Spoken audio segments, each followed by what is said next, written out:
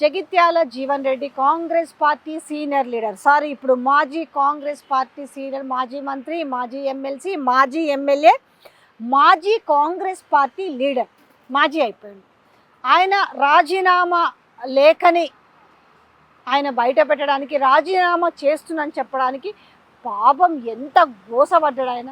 ఎవరికైనా బాధ అవుతుంది కదా. 40 ఏళ్ల పాటు సుదీర్ఘ కాలంలో వ్యయ ప్రయాసలకేర్చి కష్టకాలంలో పార్టీలోనే ఉండి ఆ పార్టీని ఆదుకున్న విధానాన్ని ఆయన ఈరోజు ఆ రాజీనామా సందర్భంగా ఆయన ఈరోజు ప్రజలతోటి, ఆయన కార్యకర్తలతోటి, ఆయన శ్రేయోభిలాషలతోటి పంచుకున్న బాధని తీరుతెన్నులు చూసినాం. రేవంత్ రెడ్డిని ఏ రకంగా చీడ్చి చెండాడిలని చెప్పాలి. మీకు గతంలో కూడా చెప్పిన పిసిసి ప్రెసిడెంటు ఆ రోజు నాగార్జున సాగర్ బై ఎలక్షన్ అవుతున్న నేపథ్యంలో అసలు పిసిసి ప్రెసిడెంట్ డిక్లేర్ అవ్వాలి. కానీ ఈరోజున్న ముఖ్యమంత్రి రేవంత్ రెడ్డి హుటాహుటిన జానారెడ్డి గారి దగ్గరికి వెళ్ళి ఇప్పుడు కనుక మారిస్తే ఈ బై ఎలక్షన్ మనం ఓడిపోతాము, అందుకే ఇప్పుడే మార్చొద్దని చెప్పి మళ్ళీ ఒక హైకమాండ్కి లేఖ రాపిచ్చి ఆ పిసిసిని ఆపి ఆ పిసిసిలోకి మధ్యలో జొరబడింది ఎవరో మీకు అర్థమైంది. ఇది ఇన్నాళ్ళు అందరు అనుకున్నారు కదా, ఇది ఒట్టి మాట కావచ్చు అనుకున్నారు. నేను చాలా సందర్భాల్లో ఈ విషయాన్ని ప్రస్తావించిన, కానీ అందరూ దాన్ని ఒక ఒట్టి మాటగా కొట్టిపారేసారు. ఇవాళ సాక్షాత్తు జీవన్ రెడ్డి తన అనుభవాల్ని పంచుకున్నాడు. ఇప్పుడు ఆ రోజు దాన్ని హోల్డ్ చేసినంత మాత్రాన, ఈయన తీసుకొచ్చి పెట్టినంత మాత్రాన, పోనీ ఆ రోజు హోల్డ్ చేసినంత మాత్రాన గెలిచిందా? ఆ రోజు ఏమి గెలవలే కదా జానారెడ్డి. ఆ విషయాన్ని కూడా ఈ సందర్భంగా గుర్తు చేసినారు. అంతేకాకుండా తొక్కుకుంటూ ఎక్కుకుంటూ పోతాను మాట్లాడుతున్నాం. ఎవరిని తొక్కుతావు, ఎవరిని ఎక్కుతావు? ముఖ్యమంత్రి గారు ఏదైతుంది, ఈ పార్టీ నాది. ముఖ్యమంత్రి గారు ఏంటి, ఈ పార్టీ నాది, నాకు ఎవడైనా అడ్డం వస్తే తొక్కుతా. ఎంతమంది తొక్కుతావు ఆయన? నువ్వు ఎంతమంది తొక్కుతావు నువ్వు? ఇవ్వాలే చెప్తున్నా నేను, నీ తొక్కుడు కాదు. జగిత్యాల నియోజకవర్గం ఏదైతుందో, నినదించి నాడు అడ్డుపడ్డనాడు ఏదైతుందో, అది ఏ శక్తి కూడా మమ్మల్ని అడ్డుకోదు, ఆపలేదు చెప్పట్టు. నిన్ను తిరిగేసి మరిగేసి ఎక్కి తొక్కితే ఏ విధంగా ఉంటుందో చూసుకో. అదే చేస్తాం, పోయేదేముంది, పోరాడతాం, పోరాడితే పోయేదేముంది అనే మాట కూడా మాట్లాడు. నిజంగా ఈరోజు అంటే చాలామందికి ఈరోజు ఆయన మాట్లాడిన మాటలు ఈరోజు కాంగ్రెస్ పార్టీలో ఉన్న వాళ్ళకు కూడా ఈరోజు శభాష్ జీవన్ రెడ్డి మస్తు మాట్లాడింది అనిపించే విధంగా మాట్లాడి. ఎందుకంటే వాళ్ళ లోపల ఉన్న మాటల్ని కూడా ఈరోజు జీవన్ రెడ్డి మాట్లాడిన మాటలు చూడొచ్చు.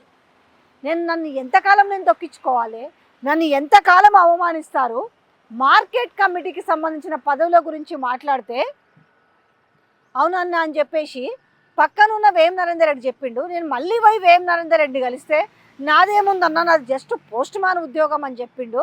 ఈ విషయంలో నేను బట్టి విక్రమార్కని కలిసిన, ఉత్తమ్ కుమార్, ఎవరిని కలిసినా కూడా ఎలాంటి ఫలితం కనిపించలేదు. నేను దేనికి ఉండాలి? నా కుటుంబ సభ్యులు లాంటివాడు, నా శ్రేయోభిలాషి తను ఒక మర్డర్కి గురైతే కనీసం దానికి ఒక బోధార్పు కూడా లేదు. నా ఇంట్లో కుటుంబ సభ్యులకు ఏదన్నా అయితే కనీసం నాకు అర్హత కూడా లేదా, ఒక ముఖ్యమంత్రి కన్సోల్ చూపించే అంత అర్హుల్ని నేను కాదా అని అన్నీ కూడా గుర్తు చేసుకొని, కానీ అయినప్పటికీ కూడా ఆయన చాలా బ్యాలెన్స్గానే మాట్లాడిండు. ఇక 2.5 ఏళ్ళు అంటే 2.5 ఏళ్ళు అవమానపడ్డా, అవమానాన్ని దిగమింగుకొని ఇలా బయటకు వచ్చిన ఇక రాబోయే 2 ఏళ్లలో ఏ విధంగా ఉంటుందో చూడండి అన్నట్టు కూడా ఆయన మాట్లాడి. ఎవడయ్యా వేం నరేందర్ రెడ్డి? నేను అడుగుతున్నా, ఎవరా ఈ వేం నరేందర్ రెడ్డి? ఆయన పార్టీ చేసిన సేవ ఏంది? ఎవడయ్యా పోచారం శ్రీనివాసరెడ్డి అని కూడా మాట్లాడిండు. అడే పోచారం శ్రీనివాసరెడ్డి బతకచ్చినోడు, ఆడికి ప్రభుత్వ తలగాదారు. వాడు ఎవడే? వేం నరేందర్ రెడ్డికి ఎవడనిచ్చిండు రాజ్యసభ? ఆల్రెడీ ఆయన సలహాదారుడు కదా, ఆయన ఇచ్చిన సలహాల మీదనే ఇలా ప్రభుత్వం నడుస్తుంది కదా. మళ్ళీ ఆయనకు రాజ్యసభ ఎందుకు? ఆ రాజ్యసభ ఇవ్వడానికి మధు యాష్కి గౌడ్ లేదా, సీనియర్ లీడర్ చిన్నారెడ్డి లేడా, లేదంటే విహెచ్ లేడా, ఇంకెవరు కనబడలేదా? అంటే నువ్వు చెప్పిందే నీకు అడుగులకు మడుగులొత్తే వాడే కావాలి తప్ప నీకు స్ట్రైట్ అవే మాట్లాడే వాళ్ళు ఎవరిని కూడా నువ్వు మెలగనీయవు, నువ్వు తొక్కుతావా. కానీ అదే కార్యకర్తలు నేను తొక్కే రోజులు వస్తే ఫస్ట్ పెద్దల్ని గౌరవించడం, కార్యకర్తల్ని రెస్పెక్ట్ చేయడం కూడా కొంచెం నేర్చుకొని సలహాలు ఇచ్చాడు. ఎవడయ్యా పోచారం శ్రీనివాసరెడ్డి? ప్రభుత్వ సలహాదారులు ఆల్రెడీ ఒకరిని పెట్టుకున్నావు కదా, ఇంకొకటి ఎందుకు అని కూడా చాలా అగ్రెసివ్గా కూడా మాట్లాడింది. నిజంగా చెప్పాలంటే ఈరోజు జీవన్ రెడ్డి మాట్లాడిన మాటలు మొత్తం తేట తెల్లంగా, మొత్తం ఎక్కడికక్కడ బాజాబ్తా బట్టలు ఇప్పినట్టుగా ఇప్పేసి పెట్టిండు. ఈ రేవంత్ రెడ్డి సైన్యం అనే వాళ్ళు మాట్లాడుతారు కదా, ఆయన ఏమవుతుంది పార్టీ మారితే, ఈయన పోవడం వల్ల ఏమొస్తుంది అన్నారు.